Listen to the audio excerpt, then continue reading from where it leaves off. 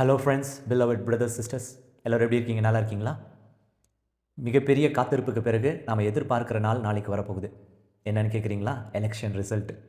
ரொம்ப எதிர்பார்ப்போடு இருக்கும். நிச்சயமாக மிகப்பெரிய ஒரு பேட்டில் லாஸ்ட் ஒரு 1.5 மந்த்து தமிழ்நாட்டில் நடந்துச்சு. அந்த பேட்டிலுடைய முடிவு நாளைக்கு தெரிய போகுது. இதுக்கு முன்னாடி நிறைய பேர் இன்ஃப்ளூயன்ஸ் பண்ணாங்க. நம்முடைய Christian societies, Christian institutions, pastors, bishops and Hindu அமைப்புகள் இப்படி எலெக்ஷனில் வந்துட்டு இந்த மாதிரி பார்ட்டிஸ், ஒவ்வொரு யூனிக் பார்ட்டிஸ் எல்லாமே நிறையா அட்வர்டைஸ்மெண்ட் அது இதுன்னு போட்டு மக்களை இன்ஃப்ளூயன்ஸ் பண்ணி எனக்கு ஓட்டு போடு, எனக்கு ஓட்டு போடு, இவங்களுக்கு போடு, அவங்களுக்கு போடுன்னு நிறைய இன்ஃப்ளூயன்ஸ் பண்ணாங்க. அதெல்லாம் தாண்டி எலெக்ஷன் டேட் வந்து ஓட்டு நம்ம போட்டோம். அதுக்கு பிறகு இப்பொழுது நிறைய எக்ஸிட் போல் ரிசல்ட்டில் சொல்லி நம்மளை குழப்ப ஆரம்பித்தாங்க. டிவி சேனல்ஸ் பார்த்தீங்களா, நம்மளை குழப்பி ஒரு வழி பண்ணிட்டாங்க இல்லையா? இப்போது இந்த நாளைக்கு ரிசல்ட் வரப்போகுது. இந்த நொடி பொழுதில் உங்ககிட்ட ஒரு விஷயத்தை கேட்டால் இனி தப்பு இல்லை அப்படின்னு எனக்கு தோணுது. என்னன்னு கேட்குறீங்களா? அது ஒன்றும் இல்லைங்க. நீங்கள் யாருக்கு ஓட்டு போட்டீங்க?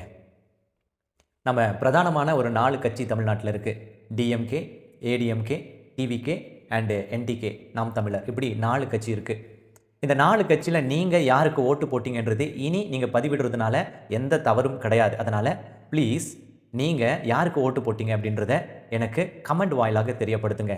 ஸ்பெஷலி நீங்கள் டிவிகேக்கு ஓட்டு போட்டேன் அப்படின்னு சொன்னால் ஷோ யோர் கமெண்ட், நீங்கள் கமெண்ட் வாயிலாக டிவிகே என்று தெரியப்படுத்துங்க. ஒருவேளை டிஎம்கேக்குன்னா டிஎம்கே என்று தெரியப்படுத்துங்க, ஏடிஎம்கேனா ஏடிஎம்கேன்னு தெரியப்படுத்துங்க, அல்லது நாம் தமிழர்னா நாம் தமிழர் என்று தெரியப்படுத்துங்க. இது தெரியப்படுத்துறதுனால எந்த தவறும் இனி இருக்காது. ஏன்னா இது யாரையும் இன்ஃப்ளூயன்ஸ் பண்ணுறதும் கிடையாது இந்த வீடியோ. ஸோ நீங்கள் தெரியப்படுத்துவீங்கன்னு நான் நினைக்கிறேன். 2வது காரியம், வரக்கூடிய ஃபார்ம் பண்ணுற புது கவர்மெண்ட் நாளைக்கு ரிசல்ட் 4ஆம் தேதி வந்துடும். 7ஆம் தேதியில் புது கவர்மெண்ட்டு, 7லேருந்து 10ஆம் தேதிக்குள்ளே புது கவர்மெண்ட்டை வந்துட்டு ஃபார்ம் பண்ணிடுவாங்க. ஃபார்ம் பண்ண பிறகு அது எந்த கவர்மெண்ட்டாக இருந்தாலும் சரி, நீங்கள் வசிக்கும் இடத்துலையோ அல்லது தமிழ்நாட்டிலையோ நீங்கள் எதிர்பார்க்கும் ஒரு மாற்றம் அல்லது 2 மாற்றங்களை கமெண்ட் வாயிலாக தெரியப்படுத்துங்க. நிச்சயமாக நம்ம நம்புவோம் இந்த காணொலியை அரசு அதிகாரிகள், சோஷியல் ஒர்க்கர்ஸ், பொலிட்டீஷியன்ஸ் பார்ப்பாங்கன்றது நம்ம நம்புவோம், நிச்சயமாக பார்ப்பாங்க. அதனால் உங்களுடைய கருத்துக்களை பதிவிடுங்க. நீங்கள் வசிக்கும் இடத்துல என்ன மாற்றம் வரணும் என்பதை ஒரு பாயிண்டாகவும், தமிழ்நாட்டில் நீங்கள் எதிர்பார்க்கிற ஒரு மாற்றத்தை இன்னொரு பாயிண்டாகவும், ஒரு மொத்தம் 2 பாயிண்டாக நீங்கள் 1, 2 என்று கமெண்ட் செய்யும்படிக்கா அன்புடன் அழைக்கிறேன். இந்த காணொலி ஒரு சர்வேயின்கான காணொலியாக நீங்கள் எடுத்துக்கொள்ளுங்களேன். ஒரு சர்வேயின் ஒரு காணொலி. குறிப்பிட்டு சொல்லப்போனால் கிறிஸ்தவ ஜனங்கள், மைனாரிட்டி பீப்புள் யாருக்கு ஓட்டு போட்டிருக்கோம் என்பது கொஞ்சம் நிறைய பேர் தெரிஞ்சுக்கணும்னு நினைக்கிறாங்க. நிறைய பேருக்கு அது மிகப்பெரிய ஆர்வம். ஏன்னா தமிழ்நாட்டில் எவ்வளவு ஓட்டு விழுந்தாலும் மைனாரிட்டி பீப்புள் டிசைட் பண்ணுறவங்க தான் கவர்மெண்ட்டை ஃபார்ம் பண்ண முடியுது. அதுதான் வரலாறு, இனியும் அப்படி தான் இருக்க போகுது. அப்படி இருக்கும் பொழுது உங்களுடைய ஓட்டுன்றது மிக முக்கியமானது. அகைன் ஐம் ஆஸ்கிங், மறுபடியும் உங்களை கேட்குறேன், நீங்கள் யாருக்கு ஓட்டு போட்டிங்கன்றது கமெண்ட் வாயிலாக தெரியப்படுத்துங்க. ஸ்பெஷலி ஒருவேளை நீங்கள் டிவிகேக்கு ஓட்டு போட்டிருந்தா நீங்கள் கமெண்ட் பண்ணிவிட்டு don't forget to subscribe one காடை சப்ஸ்கிரைப் பண்ண மறக்காதீங்க. நீங்கள் சப்ஸ்கிரைப் பண்ணுறதுனால நீங்கள் டிவிகேக்கு ஓட்டு போட்டதாக நாங்கள் எடுத்துக்கொள்கிறோம். ஒரு 5 காரியத்தை உங்களோட நான் பகிர்ந்து போகிறேன். ஒரு தமிழ்நாட்டில் வாழுகிற ஒரு சாதாரண குடிமகனாக நான் எதிர்பார்க்கும் தமிழ்நாடு, அதாவது இந்த 2026 மே மாதம் 10ஆம் தேதிக்கு பிறகு ஒரு சாதாரண ஒரு குடிமகனாக நான் எதிர்பார்க்கும் தமிழ்நாடு எப்படி இருக்கணும் அப்படின்றது. ஏன்னா இதை நான் ஏன் பகிர்ந்து கொள்கிறேன்னா, ஒரு குடும்ப தலைவனாக நீங்கள், ஒரு குடும்ப தலைவியாக நீங்கள் எத்தனை பேரை சந்திப்பீங்கன்னா சமுதாயத்தில், உங்கள் குடும்பம், உங்கள் அண்ணன் தம்பிங்க மற்றும் உங்களை சுற்றி இருப்பவர்கள், அவங்கள மட்டும்தான் சந்திப்பீங்க. ஆனால் நான் ஒரு சொசைட்டியில் ஒரு ஊழியனாக இருக்கிறேன். I am a pastor, I am a preacher, I travel many places. நிறைய இடத்துக்கு நான் ட்ராவல் பண்ணுவேன். I use to meet many different people. நிறையா மனிதர்களை நான் சந்திக்கிறேன் வித்தியாசமாக. தமிழ்நாட்டில் மாற்றமல்ல, தமிழ்நாட்டிலிருந்து வெளிநாட்டுக்கு போனவர்களை கூட நான் சந்திக்கிறேன். அதனால் நிறைய பேருடைய மனநிலையும், அவர்கள் என்னிடத்தில் ஒரு ஊழியனாக, ஆண்டவருக்கு ஊழியம் செய்கிற ஊழியனாக நமக்கு ஜெப குறிப்பு அனுப்பும் போது அவங்களுடைய பேசிக் ப்ராப்ளம்ஸை அனுப்புவாங்க. இதனால தான் என் குடும்பம் இப்படி ஆயிருக்கு, அதுக்காக ஜெபிங்கன்னு. அப்போது அந்த பேசிக் ப்ராப்ளம்ஸ் எல்லாத்தையும் நான் கவனமாக கேட்டிருக்கேன். அதை மட்டும்தான், ஒரு 5 காரியத்தை மட்டும் உங்களோட பகிர்ந்து கொள்ள போகிறேன். ஆனால் நீங்கள் பர்சனலாக என்ன மாற்றம் தமிழ்நாட்டில் வரணும்னு நீங்கள் விரும்புகிறீங்கன்றத கமெண்ட் வாயிலாக தயவு செஞ்சு தெரியப்படுத்துங்க உடனடியாக. வெக்கப்படாதீங்க. Don't get greedy or don't get angry. DMK காரன், ஏடிஎம்கே காரனையோ, ஏடிஎம்கே டிவிகேயோ எந்த தேவையில்லாத வார்த்தைகள் இல்லை. இங்கே ஒரு நலமான, ஒரு ஹெல்த்தியான ஒரு தமிழ்நாட்டை உருவாக்க உங்களுடைய கருத்துக்கள் மேலானது. நிச்சயமாக ஒரு பொலிட்டீஷியன் பார்ப்பாரு, நான் ப்ராமிஸ் பண்ணுறேன். அதனால் கமெண்ட் பண்ணுங்கள், சரியா? ஒரு 5 காரியங்களை நான் உங்களிடத்துல நான் பகிர்ந்துக்க போறேன். அதே மாதிரி உங்களுடைய கருத்துக்களையும் நீங்க பகிருங்க. ஏன்னா நான் ஒரு பொதுவான மனிதனா நிறைய பேர் சந்திக்கிறவன் என்பதனால நிறைய பேர் எனக்கு ஜெப குறிப்பை அனுப்பும்போது என்ன பிரச்சனைன்னு அட்ரஸ் எனக்கு தெரியும். முதல் காரியம், தமிழ்நாட்டில் மிகப்பெரிய பிரச்சனையாய் இந்த நொடி பொழுது, நான் பேசிட்டு இருக்கிற நொடி பொழுது மட்டும் இருக்கிற பிரச்சனையும், நாளைக்கு மாற வேண்டும் என்று ஒவ்வொரு பெண்களும் நினைக்கிற ஒரு முதன்மையான பிரச்சனை குடிப்பழக்கம். இந்த குடிப்பழக்கம் தான் ஒவ்வொரு வீட்டுக்குள்ளேயும் ஏதோ ஒரு சமயத்தில், ஏதோ ஒரு பிரச்சனையில், ஏதோ ஒரு கல்யாண திருமண விழாக்களில் இல்லை மற்ற விழாக்களில் அது நம்மை அறியாமலேயே நம்ம வீட்டுக்குள்ளே வருது, நம்மளுடைய வீட்டை நாசமாக்குது, நம்முடைய கணவனை, மனைவியை, பிள்ளையை, தம்பியை, அண்ணனை, எல்லாரையும் அவர்களுடைய உடல்நிலையை நாசமாக்கிட்டு இருக்கு. அப்போது எல்லா தமிழ்நாட்டில் இருக்கிற பலருடைய முதன்மையான வேண்டுகோள் என்னன்னா, இந்த டாஸ்மார்க் எல்லாத்தையும் எப்பொழுது குறைப்பாங்க, கொஞ்சம் கொஞ்சமாக குறைச்சி எப்பொழுது முழுமையாக மூடுவாங்கன்றது தான் முதன்மையான வேண்டுகோள். இந்த வரக்கூடிய ஃபார்ம் பண்ணுற கவர்மெண்ட் கிட்ட இந்த மக்கள் எதிர்பார்க்கிற முதல் கேள்வி, முதல் எதிர்பார்ப்புன்னு கூட சொல்லலாம். ரெண்டாவது எதிர்பார்ப்பு என்னன்னா, தமிழ்நாட்டில் ரெண்டாவது இருக்கிற மிகப்பெரிய பிரச்சனை என்னன்னா, இந்த போதை பழக்கத்தின் உயர் போதை அப்படின்னு சொல்லப்படுகிற கஞ்சா, அபின், கொக்கைன், இன்ஜெக்ஷன்ஸ் போன்ற பழக்கங்கள். இது மதுவை விட கொஞ்சம் கம்மி அளவுக்கு தான் கிடைக்குது. ஆனால் இதனுடைய வீரியம் என்பது அதிகம். இதை யூஸ் பண்ணுறவர்களுடைய அந்த மனநிலை எப்படி இருக்குன்னா, அடிதடி கலவரம், சண்டை, ரவுடிகளாய் தங்களை காட்டுறது, கொலை செய்வதை சாதாரணமாக செய்வது, திருட்டு பழக்கம், இப்படிப்பட்ட காரியங்களை அதிகம் செய்கிறாங்க. குறிப்பிட்டு சொல்லப்போனால் தமிழ்நாட்டில் பல பெண்கள், பிள்ளைகள் கற்பழிக்கப்படுறாங்க, உச்சக்கட்டமாக கொலை செய்யப்படுறாங்க. அப்போது இந்த கஞ்சா, கொக்கைன், அபின் மற்றும் இந்த இன்ஜெக்ஷன் மூலமான ட்ரக்ஸ் இதெல்லாம் முழுமையாக தடை செய்யப்பட்டு குறைந்தது 21 வயதுக்கு மேலே இருப்பவர்கள் மட்டும்தான். ஏன்னா அமெரிக்காலலாம் ஒரு ரூல் இருக்குது, 18 வயசுக்கு மேலே தான் சில டேப்லெட்ஸையே அவர்கள் வாங்க முடியும் மருந்து கடையிலேருந்து. அப்படிப்பட்ட ஒரு ஆக்சஸ் மாதிரியான ரூலை கொண்டு வருவாங்க என்பதை இந்த தமிழ்நாட்டு மக்கள் எதிர்பார்க்குறாங்க. மூன்றாவது ஒரு எதிர்பார்ப்பு என்னன்னா, தமிழ்நாட்டில் எங்களுக்கு சரியான வசதியை கொடுக்கக்கூடிய இந்த டிரான்ஸ்போர்ட்டேஷன். நிறைய கவர்மெண்ட் டிரான்ஸ்போர்ட்டேஷன் கொடுத்துருக்கு. ஆனால் நல்லா நினச்சி பாருங்கள், ஒரு காய்கறி ஊட்டியில் விளைவிக்கிற காய்கறி கன்னியாகுமரிக்கு போனால் தான் உங்களுக்கு கிழங்கு கிடைக்கும், கோஸ் கிடைக்கும், கேரட் கிடைக்கும். இல்லைன்னா அந்த காய்கறி சாப்பிடவே முடியாது.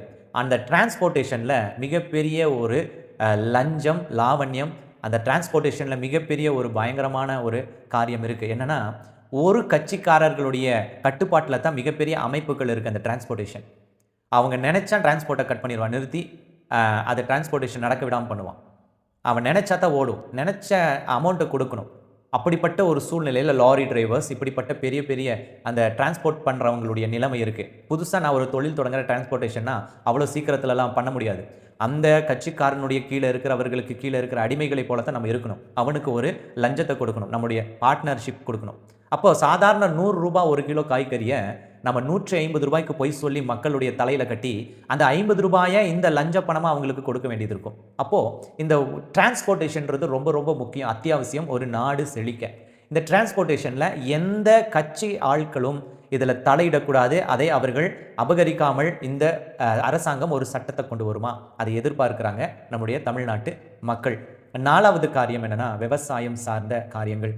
விவசாய கடன், விவசாய தொழில், விவசாய கூலி, விவசாய கரண்ட், விவசாயத்திற்கான உரங்கள், பூச்சிக்கொல்லி மருந்துகள், விவசாயத்திற்கான விதைகள், இந்த எல்லாமே அரசாங்கமே எடுத்து, அரசாங்கமே கொள்முதல் பண்ணி, அரசாங்கம் குறைந்த விலைக்கு கொடுக்கணும்.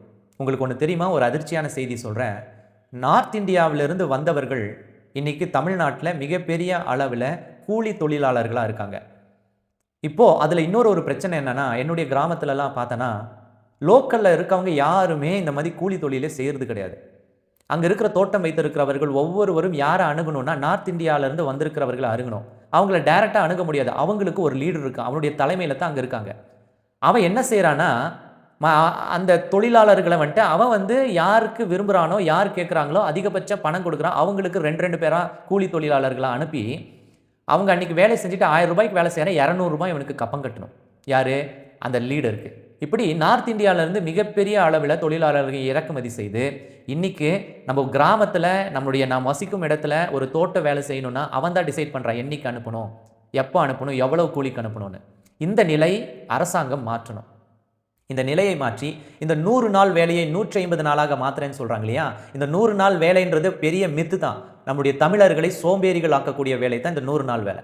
ஒரு பெரிய ஒரு ஸ்கீம் தான். ஆனா இந்த 100 நாள் வேலையில என்ன செய்றோம்னா, எல்லாரும் வேலி செடிக்கு அடியில போய் மரத்துக்கு அடியில போய் படுத்து தூங்கிட்டு ஒரு 2 மணிக்கு வீட்டுக்கு கிளம்பி வந்துருது.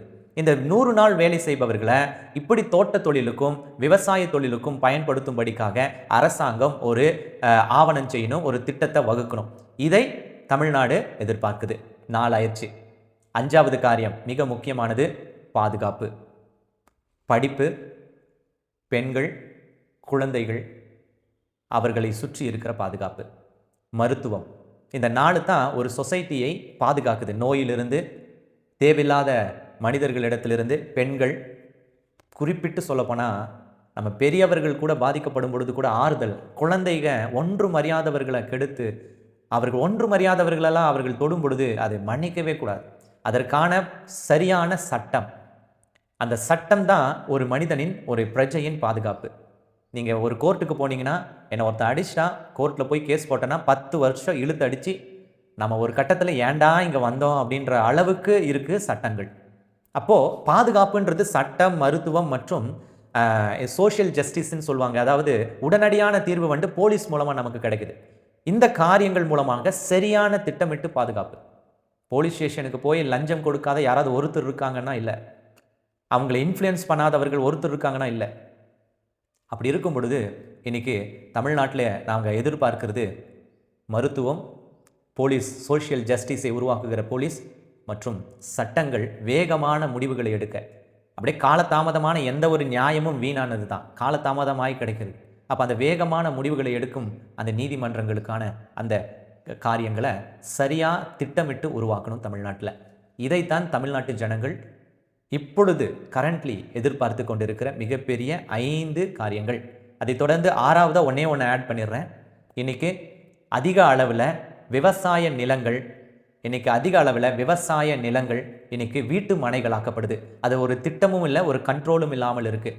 ப்ராப்பர்ட்டிஸ் அண்ட் டெவலப்பர்ஸ் செய்யக்கூடிய மிகப்பெரிய ஒரு துரோகம் என்னென்னா, விவசாய நிலங்களை அங்கே இருக்கிற ரெவென்யூ இன்ஸ்பெக்டர்கிட்டையோ, அங்கே இருக்கிற தாசில்தார்கிட்டையோ, அங்கே இருக்கிற வில்லேஜ் ஆஃபீஸர்கிட்டையோ லஞ்சம் கொடுத்து உடனடியாக ஒரே நாளில் ஒரு 2 நாளில் மாற்றி அந்த விவசாய நிலத்தை அது டிடிசிபி அப்ரூவலான மற்ற அப்ரூவல் கொடுத்து அந்த நிலத்தை பகிரங்கமாக விற்கிறாங்க. இது ஒரு தாயின் அந்த மடியை அறுப்பது போல, அந்த பால் மடியை அறுப்பது போல. ஏன்னா அது இந்த பூமி தாய் தான் நமக்கு போஷிக்குது. அந்த போஷிக்கிற அந்த நிலத்தை நாம் கூறு போட்டுட்டோம்னா இனி வரும் சந்ததிகளுக்கு உணவுன்றதே மிகப்பெரிய ஒரு ஆபத்து. அதனால் தமிழ்நாட்டில் ஒவ்வொரு மக்களும் எதிர்பார்க்கிற கடைசி 6வது காரியம் என்னென்னா, இந்த அரசாங்கம், வரக்கூடிய அரசாங்கம் இந்த வீட்டு மனைகளை உருவாக்க, இந்த ப்ராப்பர்ட்டிஸ் அண்ட் டெவலப்பர்ஸ் அவர்களுக்கு ஒரு நெறிமுறையை ஏற்படுத்தி எதை விற்கணும், எந்த அளவுக்கு விற்கணும், அதை விற்கணும்னா எந்த அளவுக்கோள் இருக்கணுன்றத சட்டங்கள் மூலமாக ஏற்படுத்தி விவசாய நிலங்களை காப்பாற்றணும். இந்த 6 காரியங்கள் தான் தமிழ்நாட்டு மக்கள் வரக்கூடிய புது கவர்மெண்ட் கிட்ட எதிர்பார்க்குறாங்க. ஐ ஹோப் இது உங்களுக்கு புரிஞ்சிருக்கும். மேபி உங்களுக்குள்ள நிறைய தாட்ஸ் இருக்கலாம், அதை கமெண்ட் பண்ண மறக்காதீங்க. அண்டு மறுபடியும் சொல்கிறேன், ஒருவேளை நீங்கள் இந்த காணொளி பிரயோஜனம்னா அதை ஷேர் பண்ணி உங்களுடைய அண்ணன் தம்பிங்களையும் அவர்களுடைய தாட்ஸையும் இங்கே கமெண்ட் பண்ணுறதுக்கு நீங்கள் உதவி செய்யுங்க. நம்ம ஜெபம் பண்ணுவோம், ஒரு நல்ல கவர்மெண்ட் அமையும்னு சொல்லி. நிச்சயமாக நீங்களும் நானும் ஆசைப்படுகிற, எதிர்பார்க்கிற கவர்மெண்ட் அமையும். நம்பிக்கையோடு காத்திருப்போம். ஒரு நல்ல சமுதாயத்தை உருவாக்குவோம். நான் Roshan Shan. God bless you.